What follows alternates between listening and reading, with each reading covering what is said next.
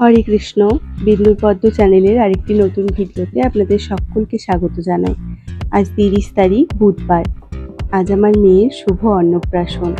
আজ অক্ষয় তৃতীয়াও বটে, জানেন। আজকের দিনটি অত্যন্ত শুভ এবং আমার কাছে অত্যন্ত প্রিয় দিন। তাই তারই কিছু ভিডিও আপনাদের সাথে ভাগ করে নিচ্ছি। ঘড়ির কাঁটায় এখন ঠিক ভোর 5টা।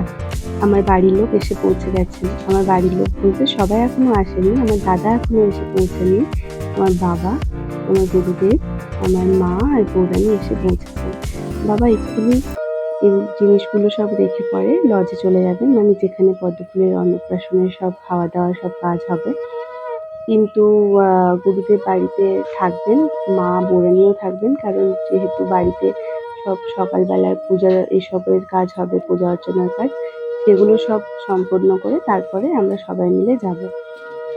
আর গুরুদেবের পিছনে যিনি আছেন তিনি হলেন আমার মেজ মাসি শাশুড়ি। উনি শঙ্খধ্বনি দিচ্ছেন আর আমি জলধারা দিয়ে গুরুদেবকে আমার ঘরে ঢোকাচ্ছি। আজকের দিনটি যে আমার কাছে কি শুভ বলে বোঝাতে পারবো না, জানেন। গুরুদেব আমার বিয়ের পর এই প্রথমবার আমার বাড়িতে এলেন। মেজ মাসিকে বললাম, মাসি চলো তত্ত্বগুলো নিয়ে আসি। তাই মেজ মাসি, বৌরানী সবাই মিলে এবার তত্ত্বগুলো আনছে। এই সমস্ত তত্ত্ব পদ্মফুলের মামা বাড়ি থেকে পদ্মফুলের জন্য এসছে। আর বৌরানীকে তো ক্যামেরার সামনে কখনো আনা হয়নি, সবাই তো ক্যামেরার সামনে আসতে চায় না, তাই বাবা আর বৌরানী আজই প্রথমবার। দেখুন বৌরানীকে কি মিষ্টি লাগছে দেখতে গোলাপি রঙের শাড়িতে। ও এমনি খুব সুন্দর দেখতে, এমনি অপরূপা, ওকে যেন আরো সুন্দর লাগছে। আর আমার মা তো সুন্দরী বটেই। দেখুন মাকে নিয়ে আর আলাদা করে কি বলবো। এই জাম রঙের শাড়িতে মাকে যেন আরো ভালো লাগছে। আর বৌরানীকে তো গোলাপি টুকটুকে রাঙা বউ লাগছে। কি বলেন আপনারা, তাই না? এই দেখুন এখন বাড়ির বাসি কাজ সব সম্পন্ন হয়নি, মানে ঘরগুলো এখনো অগোছালো। সেই জন্য ঘরের ভেতর ততগুলো রাখা যাবে না বললো আমার শাশুড়ি মা, বললেন। তাই খাটের ওপর রাখা হচ্ছে সব তত্ত্বগুলো। মেজ মাসি, বৌরানী, মা সবাই মিলে রাখছেন।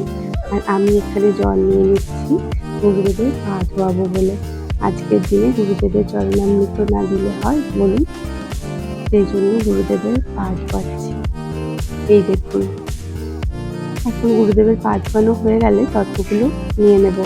সব তত্ত্বগুলো নেব না, যেগুলো শুধু পদ্মফুল এখন পরবে আর যেটা পরে ভাত খাবে, আর আমার আর পদ্মফুলের বাবার ধুতি শাড়ি, এগুলোই এখন নেওয়া হবে। বাকিগুলো আর খোলা হবে না আজকে, অন্যদিন খোলা হবে। এই তত্ত্বগুলো সেদিনই আপনাদের সঙ্গে সব শেয়ার করব। আজকে শুধু যেগুলো খুলবো সেগুলোই আজকে দেখাবো। চলুন একবার দেখে নিই তার মাঝে পদ্মফুল এখন কি করছে। এই দেখুন পদ্মফুলের কাছে ওর ছর্দি চলে এসছে। ওরা দুই বোনে মিলে এখন খেলছে। ওর ছর্দি কিন্তু ওকে একদিনও কাছছাড়া করেনি আসার থেকে।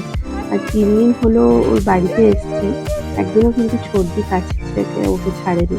এই দেখুন একবার তত্ত্বগুলো সব আপনাদের সঙ্গে শেয়ার করি। ওই যে লাল ওড়না দেওয়া শাড়িটা দেখছেন, ওটা হচ্ছে পদ্মফুলের শাড়ি। ওইটা পরে পদ্মফুল আজকে ভাত। সেই মুহূর্তগুলো আপনাদের সঙ্গে নিশ্চয়ই তুলে ধরছি। আর এই যে কাঁসার থালাবাটি গ্লাসের সেটটা, ওই সবগুলোতে পদ্মফুলের নাম লেখা আছে। ওগুলো হচ্ছে পদ্মফুলের মামাবাড়ি থেকে ওকে ভাত খাওয়ার জন্য দেওয়া হয়েছে।